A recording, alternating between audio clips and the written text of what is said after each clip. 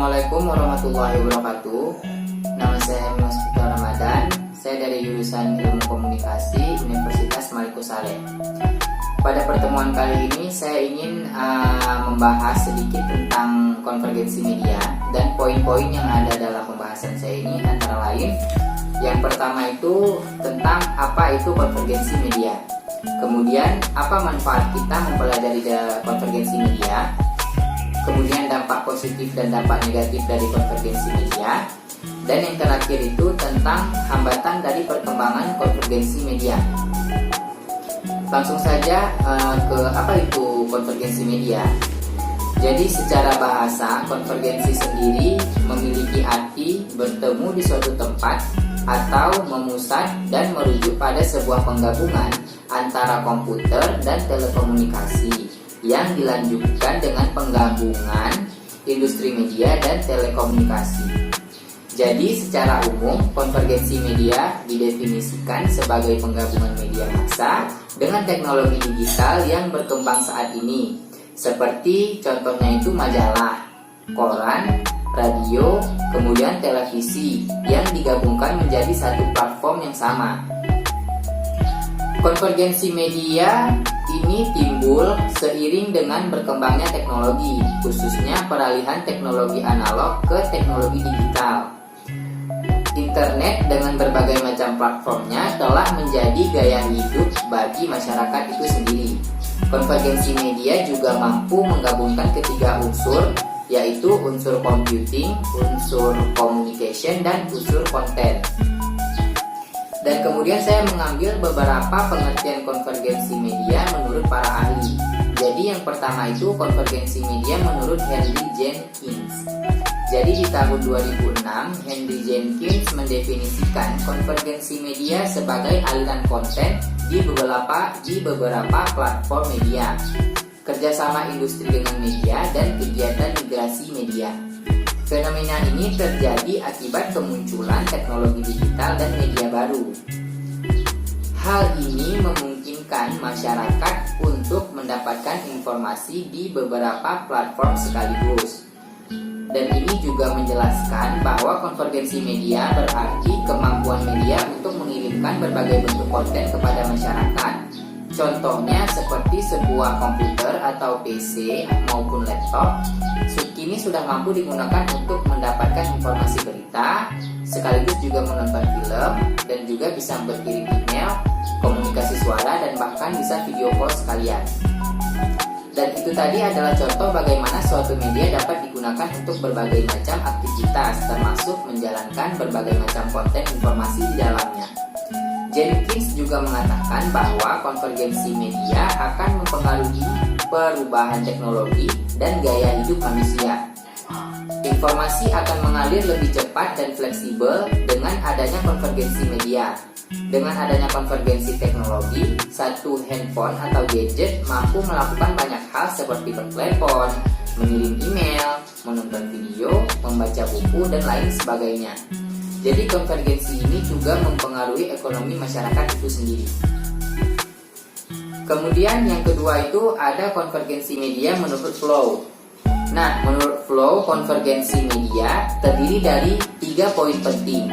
Yang pertama itu ada computing dan information technology, dan kemudian communication network, dan yang terakhir itu ada digital content. Jadi teori dari Flow ini menerangkan bahwa konvergensi media sangat berkaitan erat dengan perubahan industri, di mana industri menjadi lebih dinamis dan bergantung pada teknologi yang ada. Dan perubahan ini dapat berupa perubahan media informasi, perubahan cara melakukan komunikasi, dan perubahan media cetak, perubahan media cetak, dan perubahan penggunaan media digital. Dan kemudian poin kedua itu apa manfaat kita mempelajari konvergensi media ini. Jadi menurut pendapat saya pribadi, manfaat mempelajari komunikasi media ini yaitu kita bisa menjadi orang yang melek akan media atau orang yang mengikuti perkembangan zaman. Dan dengan belajar konvergensi media, kita juga bisa membedakan mana yang baik dan mana yang buruk dalam bermedia. Kemudian kita juga bisa tahu perkembangan seputar teknologi media dan bahkan kita bisa tahu apa-apa saja media baru yang ada saat ini. Kemudian selanjutnya kita bakalan ke poin ketiga, itu tentang dampak positif dan dampak negatif dari adanya konvergensi media. Konvergensi media ini memang memiliki dampak yang sangat positif ya. Bahkan dengan adanya konvergensi media kita itu dimudahkan sebenarnya. Kita memudahkan kita dalam melakukan segala sesuatu dan mencari informasi. Namun jika ada hal yang baik, pasti juga akan ada hal yang buruk di dalamnya. Dan konvergensi media juga memiliki dampak buruk itu bila kita tidak menggunakannya secara bijak. Maka dari itu, kita harus bisa memilih dan mengambil nilai positif dari apa yang kita cari dan apa yang kita butuhkan dalam kemajuan teknologi yang terus berkembang saat ini. Agar nantinya apa yang kita dapatkan itu bisa menjadi suatu informasi baru dan menghadirkan manfaat bagi orang banyak. Berbicara tentang implikasi atau manfaat, jadi langsung saja kita ke nilai positif dari adanya konvergensi media. Nah, yang pertama itu konvergensi media ini memperkaya informasi secara meluas tentang seluruh dunia karena adanya akses internet. Jadi contohnya itu seperti kayak kita membutuhkan suatu referensi. Nah, referensi yang kita butuhkan itu sudah tersedia, bahkan hampir apa yang kita butuhkan semuanya ada di internet. Contoh seperti kita mengerjakan tugas. Nah, bahan-bahan yang kita butuhkan pasti sudah tersedia di internet dan kita dapat dengan mudah membacanya, kita dapat dengan mudah mengaksesnya karena konvergensi media ini. Kemudian yang kedua itu memberikan banyak pilihan kepada masyarakat pengguna untuk dapat memilih informasi yang diinginkan sesuai selera. Contohnya televisi interaktif dan televisi multisalular, di mana pengguna bisa memilih sendiri program siaran yang dia sukai, sehingga pengguna ini tidak merasa bosan dalam menggunakan media televisi ini. Jadi contohnya itu kayak dalam televisi itu kan mencakup beberapa konten ya, ada yang tentang berita, kemudian ada konten tentang film anak-anak, ada yang tentang FTV, ada yang sinetron, ada yang tentang musik, ada yang tentang horor. Jadi di televisi sekarang ini sudah mencakup banyak konten di dalamnya. Jadi orang bisa dengan leluasa atau dengan mudah memilih konten apa yang ingin dia tonton. Dan kemudian yang ketiga ini dengan adanya konvergensi media, kita dimudahkan dan kita lebih mudah atau dimudahkan, praktis dan efisien. Tidak perlu punya dua media kalau ternyata dengan satu media saja kita bisa melakukan banyak hal. Contohnya seperti handphone. Handphone sendiri kan merupakan media elektronik ya. Jadi di handphone ini kita bisa mengirim video, bisa membuat video, bisa bertelepon, bisa mengirim pesan, bisa merekam suara, bisa mengambil foto. Kemudian kita juga bisa membuat tugas di handphone. Pokoknya di handphone ini banyak hal yang bisa kita lakukan. Kemudian poin selanjutnya itu dampak dari konvergensi media ini timbulnya demokratisasi informasi, di mana semua orang bisa mengakses informasi secara bebas dan luas dengan berbagai cara dan bentuk. Jadi dengan adanya konvergensi media, orang bisa mudah mendapatkan informasi apa yang dia inginkan. Seperti saat ini kita sedang dilanda COVID-19. Jadi jika ingin mencari informasi tentang COVID-19, di internet sudah tersedia semua tentang COVID-19, bahkan mulai dari bagaimana terbentuknya COVID-19, kemudian cara pencegahannya, cara penularannya, kemudian bahkan angka-angka kematian, angka orang yang sembuh itu bahkan bisa kita akses di internet dengan adanya konvergensi ini.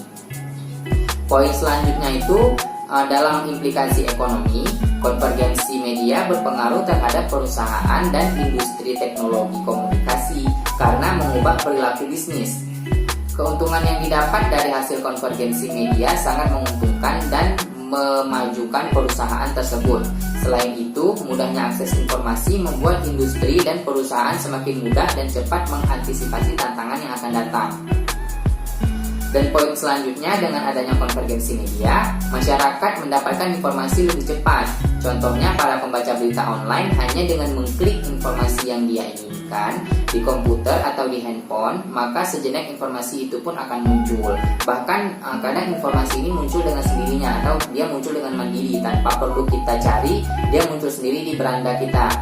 Seperti yang saat ini sedang banyak diperbincangkan, yaitu tentang COVID-19. Itu bahkan banyak dari beberapa platform itu memang menginformasikan khusus tentang COVID-19 seperti itu.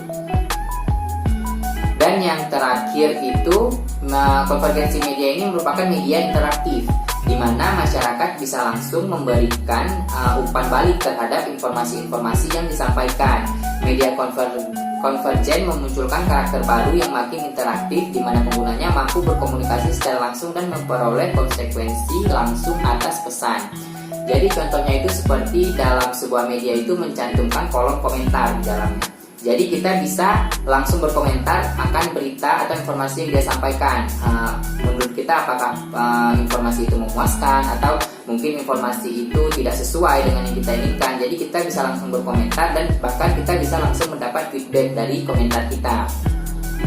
Nah, dari beberapa hal positif tadi, ada juga beberapa dampak negatifnya dari konvergensi media ini.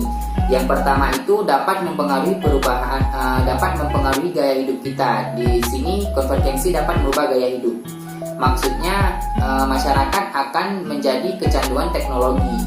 Jadi dengan adanya ketergantungan teknologi ini, segala sesuatu menjadi serba praktis dan otomatis. Maka dengan adanya hal yang praktis ini memang mempercepat akan segala sesuatu. Cuma orang akan menjadi lebih malas untuk mencari, atau bahkan dengan kepraktisan itu orang yang merasa tidak perlu melakukan hal yang lebih besar untuk mendapatkan informasi, bahkan dengan mungkin saja dia sudah bisa mendapatkan informasi.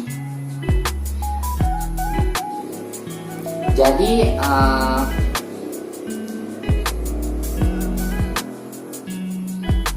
karena dengan adanya praktis ini, itulah orang tadi bisa cenderung menjadi malas, di mana segala yang otomatis akan mempercepat hilangnya pekerjaan, karena pekerjaan manusia sudah bisa digantikan dengan teknologi yang canggih seperti yang kita rasakan saat ini.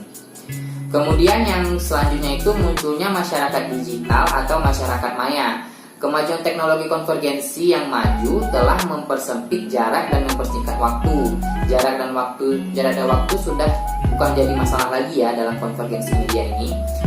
Misalnya seperti kita yang sedang ada, atau saya yang sedang ada di Aceh, bisa dengan mudah berkomunikasi dengan seseorang yang sedang ada di Surabaya atau di Jakarta.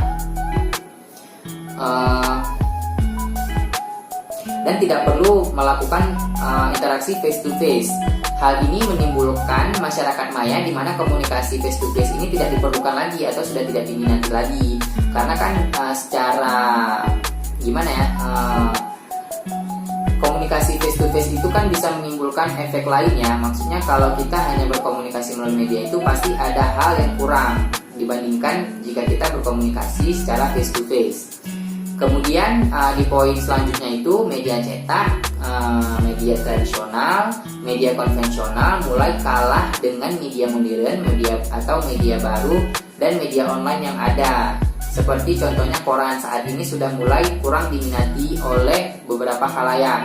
Walaupun saat ini koran masih ada ya, tetapi peminatnya itu sudah berkurang. Jadi orang lebih cenderung membaca berita atau mengakses informasi berita itu melalui media online, tidak lagi menggunakan media cetak atau media tradisional. Kemudian poin terakhir itu terjadinya kesenjangan sosial. Jadi kesenjangan sosial itu ya seperti tadi itu, dengan tidak adanya komunikasi face to face, maka orang akan tidak bisa melihat langsung gestur orang atau lawan bicaranya. Dia hanya bisa melihat melalui smartphone dia saja, melalui layar handphone dia saja, tidak bertemu langsung. Jadi dengan hal tersebut dapat menimbulkan kesenjangan sosial. Dan jika awal mulanya itu kesenjangan sosial mungkin terjadi tidak terlalu besar, atau mungkin kesenjangan sosialnya ya terjadi hanya sebatas tidak ingin berjumpa orang atau tidak ingin bicara, Jadi dengan adanya konvergensi media ini, orang akan malas untuk berjumpa dengan orang lain karena sudah dimudahkan dengan adanya handphone. Nah, selanjutnya itu saya akan membahas poin yang terakhir tentang hambatan dari adanya perkembangan konvergensi media. Konvergensi media ini kan telah memberikan angin baru ya bagi dunia jurnalistik terutama, dan banyak media yang berkolaborasi dengan memberikan informasi yang sangat menarik dan tentunya juga sangat informatif.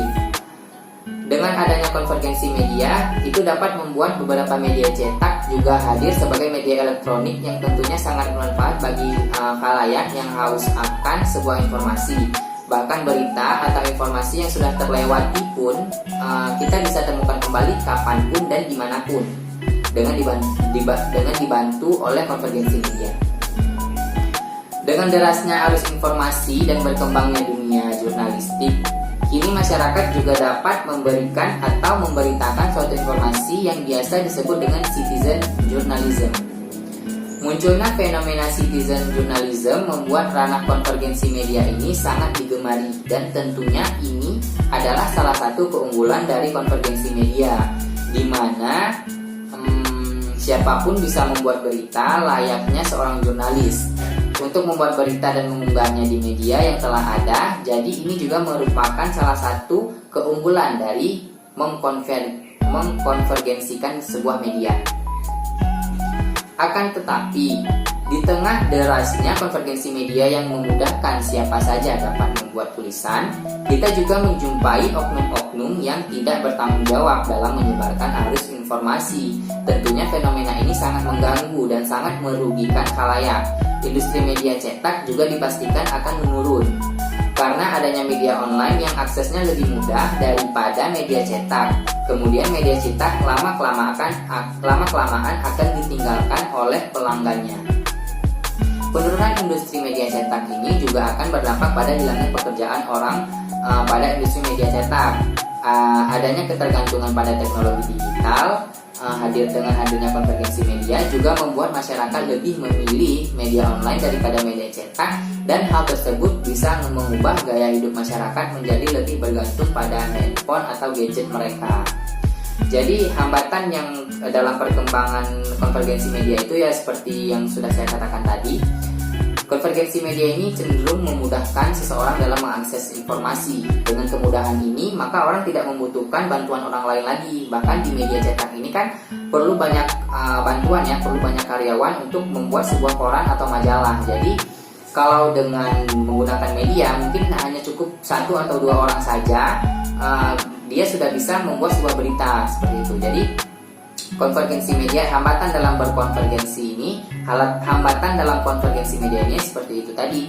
Orang akan kehilangan pekerjaannya, terutama orang yang di dalam industri media cetak. Dan kemudian saya membubuhkan juga contoh dari konvergensi media. Terdapat banyak contoh ya dari konvergensi media yang terjadi baik di dunia internasional maupun di Indonesia sendiri. Jadi beberapa contoh konvergensi media yang cukup populer itu seperti adanya Kompas. Kompas merupakan salah satu media yang berpengaruh di Indonesia. Sebelumnya Kompas ini hadir dalam bentuk media cetak berupa koran yang terbitnya itu harian. Seiring dengan perkembangan teknologi, Kompas melakukan konvergensi media atau penggabungan media dengan meluncurkan portal berita yang bernama kompas.com.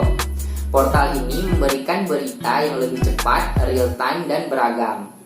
Para pembaca Kompas yang sebelumnya harus membeli koran, kini dapat mengakses informasi melalui internet, dan orang tidak perlu mengeluarkan biaya lagi untuk membeli koran, hanya perlu mengeluarkan biaya untuk mengakses internet atau membeli kuota.